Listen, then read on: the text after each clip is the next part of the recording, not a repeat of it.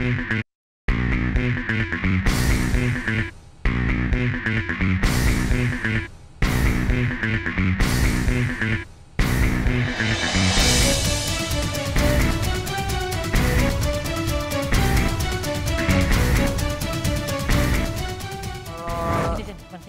perhatiin, Zen lebih suka Scott. Pramuka? Oh. Ya. Kenapa Zen suka pramuka? Soalnya rame aja gitu. Oh, wah kebetulan kalau Zen suka pramuka, pramuka Darul Ilmi ini Zen udah masuk ke kancah internasional.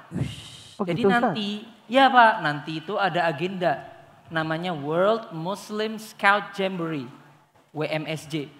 Kebetulan ketua umumnya itu pimpinan Darul Ilmi, Profesor Husnan. Masya Allah. Nanti kita bakalan ikut. Jadi kalau Zen nanti jadi mondok di sini, amin. Amin. Masuk pramuka, go internasional. Boleh ya? Insya Allah. Teman-teman semangat belajarnya. Aman. Ya harus. Jadi habis nonton tadi tambah semangat buat di sini. Iya. Alhamdulillah. Alhamdulillah. Oh ya Ustadz, tadi Ustadz sudah berbicara tentang kurikulum. Kurikulumnya tadi KMI, jenjang pendidikannya 6 tahun untuk lulusan SD, Betul. SMP 4 tahun, ditambah pengabdian. Siap. Nah sekarang pastinya santri-santri ini butuh pengawasan. Oke. Diawasi pastinya, Betul. didisiplinkan. Bagaimana disiplin dan pengawasan di pesantren ini Ustadz?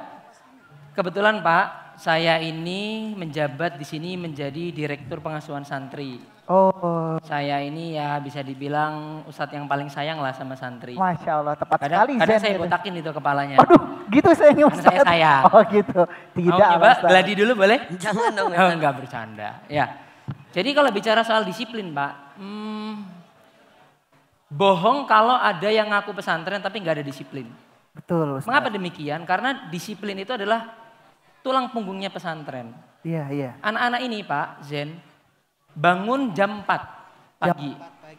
Baca Quran, sholat 5 waktu di masjid berjamaah. Iya. Kemudian malam itu tidurnya jam 10 malam. Jam 10 istirahat. Betul. Pagi masuk sekolah sampai siang, nanti sore berkegiatan full. Salah satunya tadi penampilan-penampilan tadi. Iya. Okay. Untuk optimalisasi disiplin itu, coba dilihat ini kamar-kamar yang ada di sini. Ini kurang lebih jumlahnya ada 17. 17 kamar. Di 4 tahun ini pesantren ini berdiri, alhamdulillah kita sudah diamanai Allah untuk mendidik 253 santri. Masya Allah. Setiap kamar kurang lebih ada 15. 15. Ada pengurusnya dari kakak kelas dan ada pembimbingnya dari guru. Dari guru satu, pengurus satu. Betul. Selain daripada itu, kami menyadari Pak sebenarnya ya bohong lah kalau kita bilang kita itu bisa mengawasi santri 24 jam karena kita manusia. Betul. Kita punya keterbatasan, tapi kita tetap menuju kepada kesempurnaan.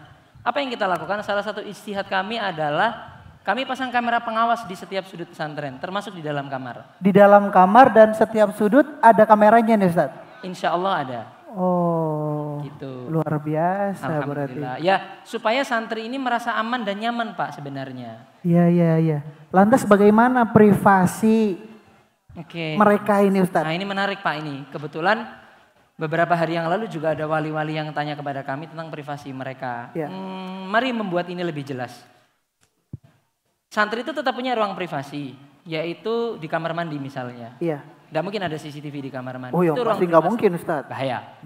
Ya dan buat apa juga. Betul. Tetapi di kamar yang tempat tinggal yang semacam kolektif begini, kita tidak bisa bilang ruang privasi secara menyeluruh. Karena pada faktanya anak-anak juga hidup bersama di situ. Betul. Di situ ada pendidikan. Tapi kami juga tidak tinggal diam, kami berikan kewajiban kepada anak-anak itu untuk kalau ganti baju itu gantilah di kamar mandi. Atau kalau mau di kamar berilah penutup seperti sarung dan lain-lain begitu. Dan itu dibimbing dan diarahkan pastinya Ustaz. Insya Allah. Lantas bagaimana pengurus yang ada di kamar Ustaz? Karena framingnya pesantren, pembulian, apalagi nih Ustaz, kekerasan. Betul. Nah untuk di Darul Ilmi sendiri gimana nih Ustaz? Oke, sebelumnya ya ini termasuk hal yang membuat kita sedih Pak ya. Karena dari beberapa oknum, lantas image pesantren itu terlihat kurang baik. Betul.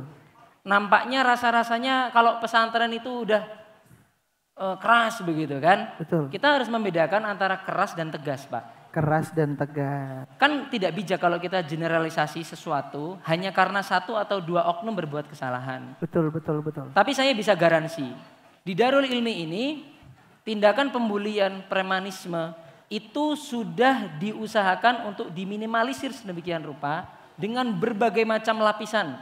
Pertama, di kamar itu ada ketua kamar yang bisa lapor, Betul. ada pengurus, ada pembimbing ustadznya, Betul. ada kamera CCTV. Beberapa kali Pak, saya itu menemukan anak membuli atau sekedar mengejek, itu lewat CCTV, Iya, iya. lewat laporan. Terus ada yang bertanya, Ustadz nanti kalau yang lapor itu apakah nanti dia akan Intimidasi temannya. intimidasi, dibilang cepu atau Iya, apa. betul, betul. Langkah kami untuk itu adalah kami tidak akan langsung menerima mentah-mentah apa yang disampaikan, apa yang dilaporkan. Pasti kami lakukan tabayun, klarifikasi dan cross check. Betul. Seperti itu. Ustadz, liburnya kapan? Nah, ini Belum masuk udah nanya libur. Ustadznya lagi ngejelasin tentang. Gak apa-apa Pak, gak apa-apa. Namanya anak-anak. Baik, gak apa-apa. Jadi gini, di pesantren ini itu setiap pekan liburnya 1 kali hari Jumat. Tapi nggak boleh pulang, Ya. bolehnya dijenguk. Jeng. Itu pun 2 pekan sekali Zen, nggak boleh sering-sering.